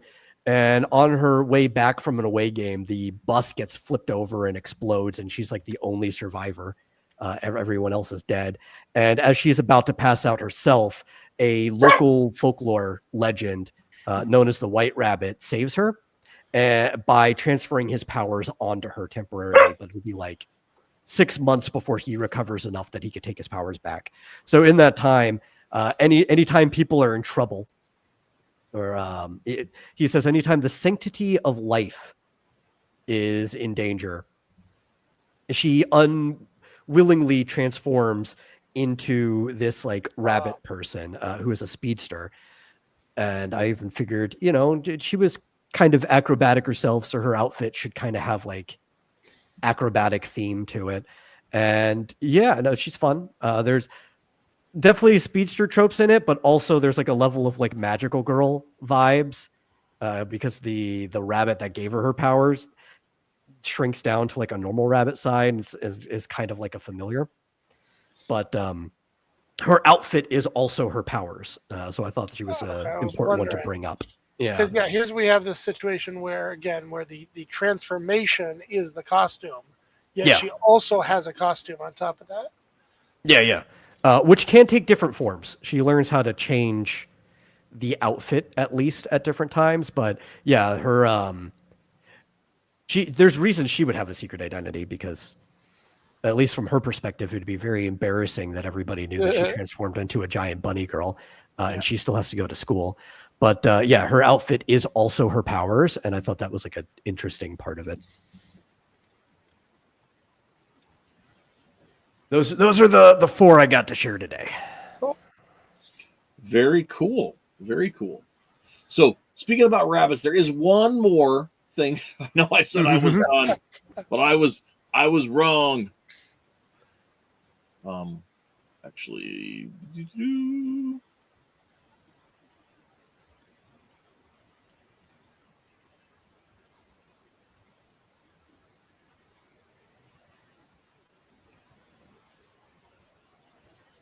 I would be remiss to not share one of our most recent sets of creations. Oh yeah, Grab It, the Rabbit Hero, which of course was created by my son Taliesin, and there were a cast of characters on here. This is the cover over on the cover image that's over on Global Comics.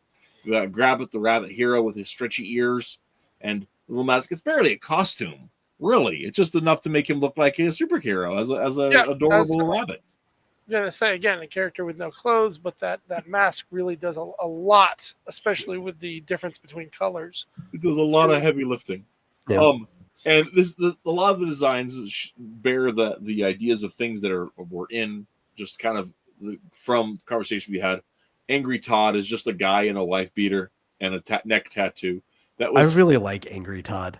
I love Angry Todd, but the thing is like I had named the character Angry Todd and kind of developed him from a game testing, a role playing game that we were working on, and I asked Tolly just to draw him, and this is what Tall came up with. He came up with the whole look of Angry Todd. I didn't have anything to do with that. It looks like he has artistic inspiration from Dragon Ball. I don't know. I mean, he definitely like digs the whole like a Japanese style on stuff. Like in the face and all. I'm saying just how it's drawn. I couldn't tell you where exactly he pulled it from, but that's the thing is we have the Master, this ninja character, who's loosely inspired by a generic ninja, but also by my old boss Brent Anderson. But we got Croak, who Croak is in one that we worked on, but he's a monster kid, so he just wears shorts. It's just, he is the outfit, that whole concept like you were talking about with Sonic. Probably my favorite, just for the sake of oddballness, is Mr. Twist, who's just this jogger gear and the pilot helmet, which just because I think that looks fun and nonsensical. He's sort of a pastiche of a Silver Age character, with the whole look of that all. So,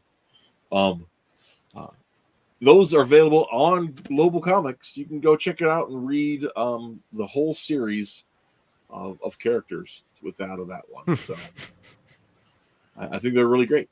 But Jason Statham, very angry though, and not British, just very angry. So, but yeah, there are of course more that we could talk about, but we're not going to. Yeah. Because it's been long enough. We've had enough of this. But I hope that, like, through the course of conversation, next year. What? We'll do part 4 next year. I think we've hit most everything, unless Footless comes back later and said we didn't talk about this, which would be fun. Well, like I said, I think there could be a whole bunch to talk about in that concept of how the costume goes with the powers. Yeah, that is true. That is the one thing we did not touch on at all. Yeah. We would probably want to focus it a little more preparation on that, but hopefully that one thing that I really wanted to get along, and I think we did a good job of hitting it without meaning necessarily to, but kind of seeing how those things we've discussed about with costuming ideas are reflected with our own attitudes toward the characters we've designed. And also, if that makes anybody curious about the stories that go with these characters, you can reach out to us through the social medias and get your own hands on some fun comics. Yeah.